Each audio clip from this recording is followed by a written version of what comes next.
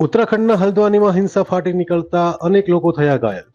કોર્ટના આદેશ બાદ દબાણ હટાવવા ગયેલા તંત્ર ઉપર પથ્થરમારો કરવામાં આવતા માહોલ તંગ બન્યો હતો. આ ઘટનામાં 100થી વધુ પોલીસ કર્મચારીઓ ઘાયલ થયાના સમાચાર સામે આવી રહ્યા છે. જ્યારે ઉત્તરાખંડના સીએમ પુષ્કરસિંહ ધામીએ આ ઘટનાનું સંજ્ઞાન લઈને તોફાની તત્વોને જોતાની સાથે જ ગોળી મારી દેવાના આદેશો આપી દીધા છે. ગેરકાયદેસર મદ્રેસાનું ડિમોલેશન કરવા ગયેલી ટીમ ઉપર હુમલો કરવામાં આવ્યો હતો અને આગચંપી કરી દેવામાં આવી હતી. સાથે જ પોલીસના વાહનોને પણ આગને હવાલે કરી દેવામાં આવ્યા હતા. મળેલી જાણકારી મુજબ તોફાની તત્વોએ અવૈધ હથિયારોથી પોલીસ ઉપર ફાયરિંગ પણ કર્યું હતું, જેની ઉત્તરાખંડ પોલીસ તપાસ ચલાવી રહી છે. Bureau report, Uttarakhand.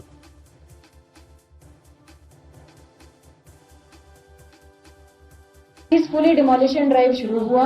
प्रिवेंशन के लिए फोर्स लगाई गई, अतिक्रमण की कार्रवाई के लिए जितनी फोर्स रिक्वायर्ड होती है वो लगाई गई, लेकिन कुछ अराजक तत्वों के द्वारा अनप्रोवोक्ड, अनहार्म्ड, अनटच्ड तरीके से पूरी कार्रवाई होने के बाद भी बड़ी मात्रा में with in half an hour इकट्ठा होकर जो है हमारी जो टीमें हैं नगर निगम की, उन पर पहला अटैक किया गया पत्थरों के माध्यम से। पत्थर बरसाने शुरू करे गए चारों तरफ, जो छतें हैं उनके माध्यम से। मैंने आपको 30 तारीख की फुटेज दिखाई, किसी छत पर कोई पत्थर नहीं था। तो जिस दौरान ये सारी विधिक प्रक्रिया चल रही थी, जब हम सुनवाई कर रहे थे, माननीय उच्च न्यायालय सुनवाई कर रहा था, तो छतों पर पत्थर उस दौरान इकट्ठे करे गए। इसका मतलब इट वाज प्लान्ड कि जिस दिन भी डिमोलिशन ड्राइव होगी हम उस दिन इस तरह से फोर्सेस को अटैक करेंगे, इस तरह से डिमोरलाइज करने की कोशिश करेंगे स्टेट मशीनरी को। तो पत्थरों का अटैक हुआ जब हमारी टीम पीछे नहीं हटी, हमने डिमोलिशन ड्राइव को जारी रखा, हमारे ऑफिसर्स ने। उसके बाद जब पहली मॉब जो आई पत्थरों के साथ, उनको डिस्पर्स कर दिया गया, तो दूसरी मॉब आई जिनके हाथों में पेट्रोल बम थे, जो फ्यूल होता है उसकी प्लास्टिक की बॉटल्स थी, उसमें उन्होंने आग लगा कर फेंकी। आप लोगों ने वीडियो फुटेज में भी देखा, आप लोग अभी तक सब कवर भी कर चुके हैं। ये फेंका गया, ये भी अनप्रोवोक्ड था, बिल्कुल प्रोवोक नहीं किया गया था। तब तक हमारी टीम ने किसी भी प्रकार का फोर्स इस्तेमाल करना शुरू भी नहीं किया था। They were busy in demolishing the structure.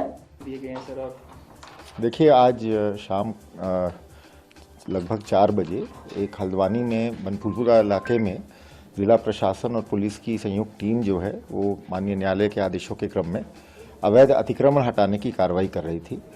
तो उस कार्रवाई के विरोध में वहाँ कुछ उपद्रवी अराजक तत्वों द्वारा पथराव किया गया, आगजनी की गई और उनके पास शायद ये भी सूचना है कि अवैध असलहों से उन्होंने पुलिस और प्रशासन पर फायरिंग भी की और कुछ पुलिस की गाड़ियों को जलाने की सूचना है। थाने के आसपास भी तोड़फोड़ और आगजनी की सूचना है। तो घटना की जैसे ही सूचना मिली, वहाँ तुरंत जो हमारे डीआईजी कुमाऊं हैं वो भी मौके पे पहुंचे और आसपास के जनपदों से अतिरिक्त पुलिस बल भी वहाँ भेजा गया है और साथ ही साथ राज्य सरकार द्वारा एमएचए से इसमें अतिरिक्त पुलिस बल की मांग भी की गई और 4 कंपनी हमें एडिशनल सेंट्रल फोर्सेस भी तत्काल एमएचए द्वारा उपलब्ध करा दी गई हैं।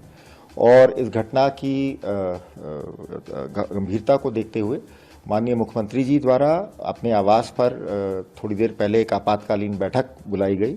उस बैठक में माननीय मुख्यमंत्री जी की अध्यक्षता में मुख्य सचिव महोदय, मैं, हमारे एडीजी लॉ एंड ऑर्डर और सूचना निदेशक, हम सभी लोग वहाँ थे और स्थिति का जायज़ा लिया गया और अभी फ़िलहाल स्थिति वहाँ पे नियंत्रण में है।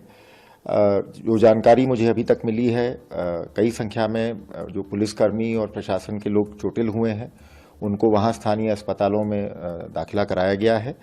फिलहाल किसी कैजुअल्टी की सूचना नहीं है।